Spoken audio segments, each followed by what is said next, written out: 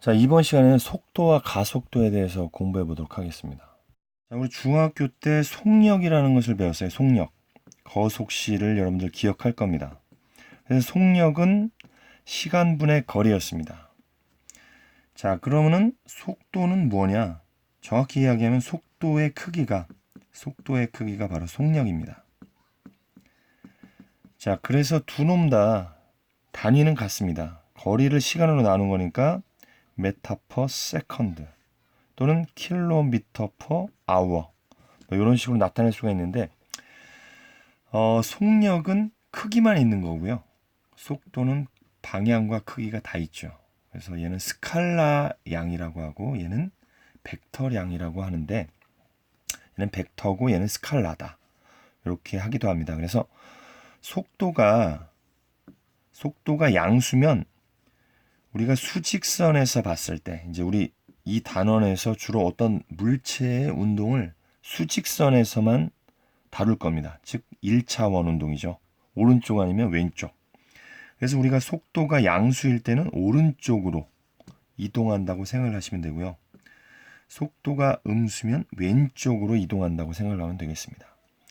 우리가 생각을 해봐도 수직선에서 오른쪽으로 가면 값이 점점 커지잖아요. 그래서 오른쪽으로 가면 양수, 왼쪽으로 가면 음수. 만약에 물체가 상하 운동을 한다. 그럼 위쪽으로 갈 때가 속도가 양수인 거고요. 아래쪽으로 갈 때가 속도가 음수인 거다.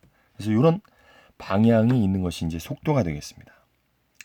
자, 이런 개념을 가지고서 한번 설명을 계속 해보도록 하겠습니다. 자, 예를 들어서 이제 우리가 수직선에서 운동한다고 했었는데요. 그럼 수직선 X축만 가지고서 어떤 속도에 대한 공부를 해볼 건데, 예를 들어서 X, 즉 어떤 물체의 위치가 이런 2차 함수로 표현이 될 수가 있습니다. t제곱 마이너스 t. 이때 x를 위치라고 하고 어떤 물체의 위치, t는 시간이라고 한다면 시간은 항상 0보다 크거나 같겠죠. 자, 그러니까 t가 0일 때는 0이 되죠. 그러니까 시간이 0초, 즉 물체가 운동하기 직전에는 x의 위치가 0이라는 것이고요. 2를 대입하면 어떻게 됩니까? 1 빼기 1, 즉 이때도 0이네요. 그 다음에 2를 대입하면 2는 4 빼기 2는 2. 자, 이것을 우리가 표로 한번 만들어 보면 t와 x, t가 0일 때 어떤 물체가 운동하기 직전에서는 x는 0이 되는 것이고요. t가 1일 때 2를 대입해 보면 이때도 위치는 0입니다. 자, 2를 대입해 보면 4 빼기 2니까 2. 3을 대입해 보면 9 빼기 3이니까 6. 자, 무슨 얘기냐면 자, 여기 0이 있다면 자, 출발하기 직전에 x의 위치는 0이었고요. 0초에서 1초일 때도 역시 0입니다. 그 다음에 2초가 되면서 오른쪽으로 두 칸 갔습니다.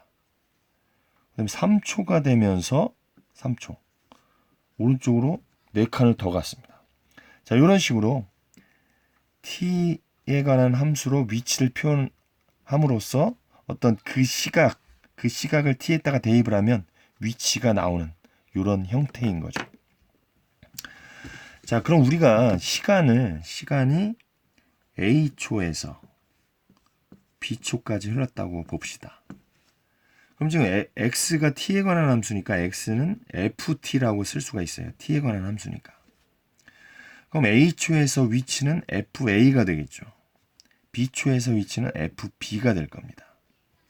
그럼 우리가 평균 속도는 이제 우리 평균 변화량이랑 비슷하게 생각하면 되는데 A초에서 B초까지 시간이 얼마나 흘렀습니까? 그렇죠. B 빼기 A 하면 되겠죠. 그럼 움직인 거리는 B에서의 위치는 FB고 A에서의 위치는 FA니까 움직인 거리는 FB에서 FA를 빼면 되죠. 자, 그런데 우리가 B초에서 A초까지 흐른 시간을 H라고 한번 해볼게요. H. 그럼 얘를 어떻게 쓸 수 있냐면 B 빼기 A는 H라고 쓸 수 있을 거 아닙니까? 그 다음에 B를 갖다 A 플러스 H라고 쓸 수 있겠죠. H에서 H만큼 흐른 시간이 B니까. 자, 그래서 이 식을 이렇게 바꿀 수가 있습니다. 그럼 우리가 a초에서의 속도 또는 a초에서의 순간 속도라고 하는데 이것을 어떻게 구하면 되겠습니까? a초에서의 순간 속도라는 것은 어떻게 하면 되겠습니까? 우리가 저번에 미분계수를 공부했던 것처럼 h가요. 여기서 h가 한없이 0으로 가까이 가면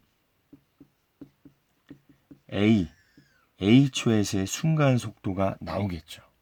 그래서 이건 미분계수 앞에서 배운 것과 같죠. 가운데가 같고 사이드가 같으면 f'A. 자, 그래서 여기서 우리가 알 수 있는 것은 뭐냐면 위치를 이렇게 미분을 하면 속도가 된다는 것입니다. 속도가. 자, 그래서 우리가 정리를 해보면 위치가 x라고 했을 때 속도라는 것은 위치를 시간으로 미분한 것, 즉 dx dt가 되겠고요. 그 다음에 가속도라는 것은 속도의 순간 변화율이니까 v를 t로 미분한다. dv dt가 되겠습니다. 그래서 우리가 가속도는 accelerate의 약자 a를 쓰고요.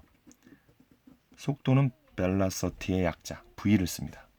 그래서 위치를 미분하면 속도가 되고 속도를 미분하면 가속도가 됩니다. 그래서 가속도는 속도의 순간 변화율, 즉 가속도가 0이면 속도가 변함없이 쭉 간다는 것이고요. 가속도가 양수면 속도가 점점 증가한다는 것입니다. 자, 요 내용을 가지고서 우리가 문제를 한번 풀어보도록 하겠습니다.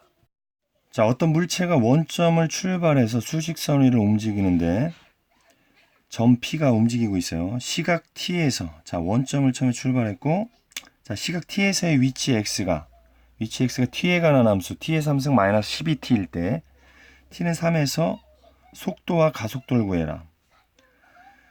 자, 그럼 속도는 위치를 미분하면 된다고 그랬죠. dx dt. 자, 그럼 3t 제곱 마이너스 12. 자, 그 다음에 가속도는 속도를 또 미분하면 된다고 그랬죠. t로. 그럼 6t. 그 다음에 x는 위치를 나타내는 것이고 얘는 속도, 얘는 가속도. 그럼 t가 3일 때 속도는 얼마냐? 그럼 여기다가 대입해야겠죠. 속도니까. 그럼 3을 대입하면 27 빼기 10이니까 15가 되겠습니다. 이 단위는 별도로 없기 때문에 안 써도 되는 거죠. 그러면은 가속도는 얼마냐? 가속도는 여기서 구해야겠죠. 그럼 3을 대입하면 18이 되겠죠. 그럼 t는 3에서 위치를 구해라. 그러면은 여기다 대입해야겠죠, 당연히. 3에서 위치는 27 빼기 36이니까 마이너스 9가 되겠죠. 이런 식으로 문제를 해결하면 되겠습니다. 두 번째 문제입니다. 점 P가 운동 방향을 바꾸는 시각은, 아까 설명할 때 이제 이야기했는데 속도가 양수면 오른쪽으로 가는 것이고 속도가 음수면 왼쪽으로 가는 것인데 운동 방향을 바꾼다는 것은 왼쪽으로 가다가 오른쪽으로 가거나 오른쪽으로 가다가 왼쪽으로 가는 그런 시점을 이야기하는 것인데 우리가 여기서 생각해야 될 것은 우리가 왼쪽에서 왼쪽으로 이렇게 가다가 오른쪽으로 가려면 반드시 속도가 0이 되는 점이 있어야겠죠. 왼쪽으로 가다가 오른쪽으로 가려면. 오른쪽으로 가다가 왼쪽으로 다시 방향을 바꾸려면 잠깐 멈췄다가 바꿔야 되는 거죠. 그래서 속도가 0이 되는 시점을 이야기하는 것입니다. 이것은. 그래서 속도 아까 구했던 것처럼 위치를 미분하면 3t 제곱 마이너스 12가 되고요. 얘를 인수분해를 하면 t 플러스 2, t 마이너스 2. 그래서 이놈을 f'x의 그래프를 그려보면 이런 식으로 마이너스 2, 2가 되고요. 그러니까 처음에 오른쪽으로 우리가 운동을 하다가 왼쪽으로 다시 방향을 바꾸는데 여기는 마이너스 2죠. 그 다음에 플러스 2에서 다시 오른쪽으로 운동을 하는 것인데 여기서 보면 0이 되는 부분이 있습니다. t는 항상 0보다 크거나 같기 때문에 이 0의 오른쪽에서만 생각해 주면 되겠죠. 즉 처음에 왼쪽으로 운동을 하다가 2초에서 오른쪽으로 방향을 바꾸는 거죠. 즉 2초에서 운동 방향이 바뀌는 것입니다. 이 0보다 작은 쪽에서는 생각하지 않아도 됩니다. 왜냐하면 t는 항상 0보다 크거나 같으니까. 그럼 운동을 바꾸는 시각에서 위치를 구하면 어떻게 하면 될까요? 그렇죠. x를 이용하면 되죠. x에다가 t는 2를 대입하면 8 빼기 24 마이너스 16. 즉 운동 방향을 바꾸는 시점에서 위치는 마이너스 16이다. 이렇게 알 수가 있습니다.